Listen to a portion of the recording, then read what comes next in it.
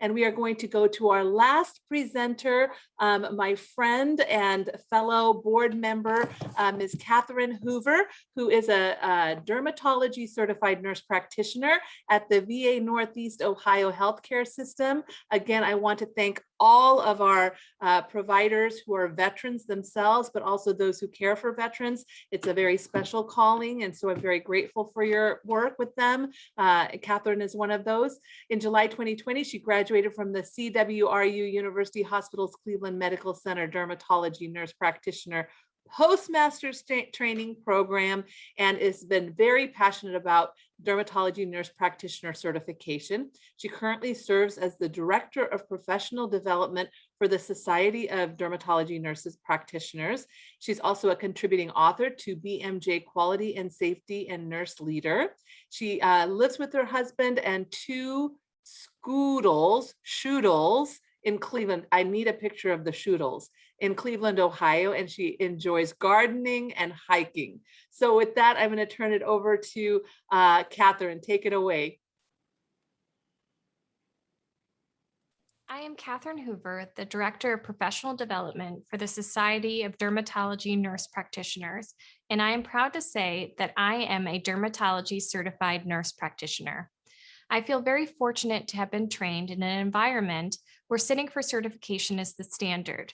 There was never a question in my mind that I would get certified. I wanted to obtain the highest level of credentialing that a dermatology NP can achieve, and this was the expectation of my peers. I want you to think about what drives you to excel. Do you want to confirm your high level of expertise in the field, distinguish yourself from other applicants in pursuit of a higher paying job, or simply to feel confident that you provide a high level of patient care when you introduce yourself to patients as a dermatology nurse practitioner? I am here to talk to you today about how to get certified and how to maintain that certification.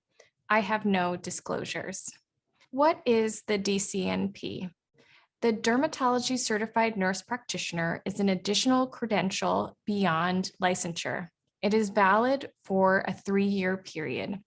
This certification does not replace your national certification through the AANP or ANCC. For instance, I am an adult gerontology nurse practitioner through the AANP certification board, and I must maintain that certification. I think it's important to note that the Dermatology Nurse Practitioner Certification Board is a separate entity from the SDNP. There are many reasons to become certified. These are some of the reasons that SDNP members have pursued certification. All pursued certification for different reasons. In fact, there are a multitude of reasons to pursue certification. You can check out Megan Ferguson, the DNPCB president's article, Why I Became Certified, on the SDNP website.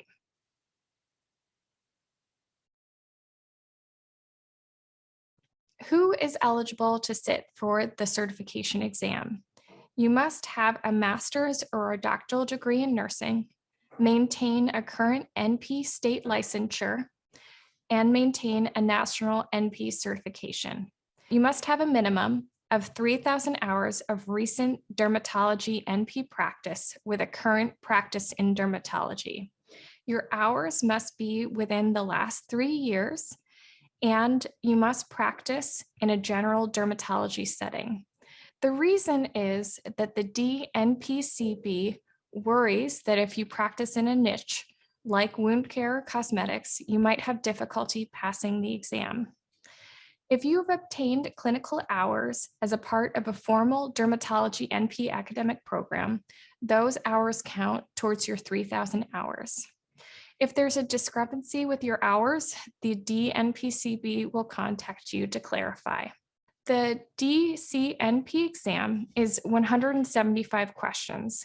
150 of these questions are scored, and 25 of these questions are pre-test questions that they're testing. You have up to 4 hours to take the exam. The cost of the exam is $400, This is a computer-based test, just like when you took the NCLEX or your national certification exam. The DCNP works with the Center for Nursing Education and Training to coordinate your exam. And this is really one of the best times to take the exam. Due to the pandemic, the organization is accepting applications to sit for the exam on a rolling basis. So really, as long as the date is available, you can take it at any time. The DCNP exam is made up of the following types of questions. You must be able to assess and diagnose, prescribe and perform interventions, educate, and participate in professional activities that promote optimal healthcare and practice and outcomes. On the DNPCB website, they have a very comprehensive list of the testing content categories that are broken down even further. For instance, under genodermatoses and systemic diseases, the specific diagnoses that are covered are amyloidosis, Dariers, Hailey-Hailey, and histiocytosis. The application is a 4-page document. You can find it on CNET or the DNPC website, and I've included it here below. Really, you could print it out and probably complete it by the end of this presentation. You must include the application, your fee, and photocopies of your NP license, master's diploma or transcript, and proof of a national certification. And then send in that application to the DNPCB certification program.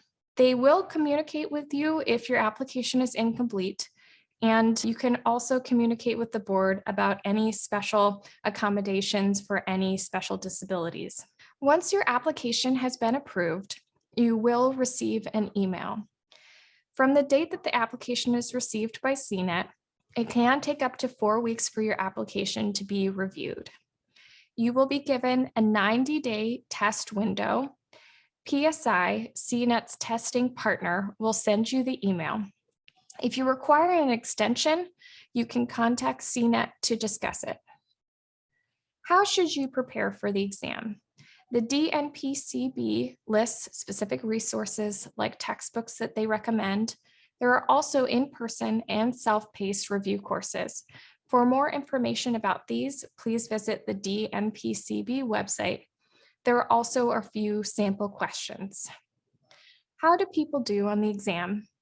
Of the 64 candidates that took it last year in 2020, 81% passed and 19% failed. If you pass the exam, you find out immediately, and you will receive a certificate in the mail in the next 4 to 6 weeks. Unfortunately, if you fail, you will receive your total score and sub-scores on each of the major test areas of concentration, and you will have one more attempt in the next 12 months to take the exam. This is to avoid overexposure to the exam. Let's transition to DCNP renewal. Like I mentioned earlier, the DCNP is valid for a 3-year period. There are 2 methods to recertify. First, you can pass the certification exam prior to your certification expiration. And second, you can submit an application and renew through continuing education. Even though your certification expires on the 31st of December, your application to renew by CE is due on the 31st of October. So for instance, if you need to recertify this year, your application is due by the 31st of October. Regardless of the method that you choose to recertify through, the cost is $300. To recertify, you need to meet the same requirements that you had to sit for certification in the first place. You must hold a current and unrestricted license as a registered nurse and a state license or recognition as a nurse practitioner. You must have national certification through AANP or ANC and have a minimum of 3 years of recent experience as a nurse practitioner in dermatology. 50% of your current work must be in dermatology, and you can be audited. If you choose to recertify by examination, you can sit for the exam as early as 1 year prior to the certification expiration date. To enroll for the exam, you must request a form from the DNPCB certification program. This is breaking news. There is a new application to renew by CE. You can see it here. The DNPCB has partnered with CE Broker, a CE tracking system. Your account is free. The purpose of this partnership is to shorten and simplify the recertification application process. If you'd like to set up an account, you can use the link that I provided.